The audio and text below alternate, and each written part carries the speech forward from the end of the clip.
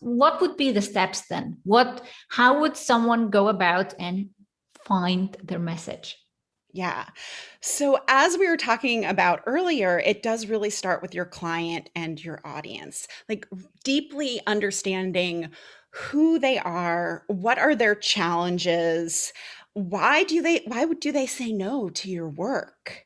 Why are they hesitant about going all in on the change that you can create for them with your business? So, really understanding like and empathizing with your people. And then for me, when I work with people, the next step is working on their three-word rebellion, because that is foundational for where all the messaging comes from. So I take them through the free writing process. I do the analysis for them to come up with like, here are the different words you're using. Here are some different choices. Sometimes people's three-word rebellions are like blinking neon signs, and I'm like reading through it and I'm like, oh, there it is. Like, and I just know, like, that's like 30 years of experience of just being like, yep, those are the right words.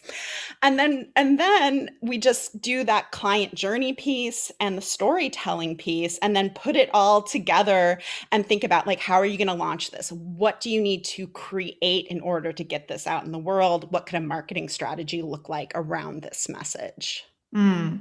When you say a client journey, are you thinking from discovering someone to being nurtured to actually buying a program and then upgrading to another program? Or is it, you know, just Yeah. until they buy? Yes, I take a more holistic approach to it. So, I mean, and it's informed by Eugene Schwartz customer awareness spectrum. So I think about, because I feel like one of the most ignored areas in the client journey is the unaware piece, like people who don't know you yet, because that's where audience growth happens. So when anyone ever says like, oh, well, my audience isn't growing, I'm like, well, because you're not speaking to them.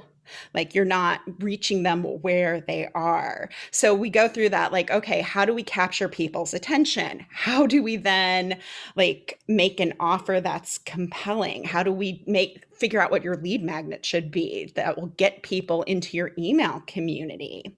And then the final piece is that kind of conversion evaluation. Like, how are you know, generating those leads? Are we doing this through like sales emails or consults? Like, what does that look like and what do you need to say?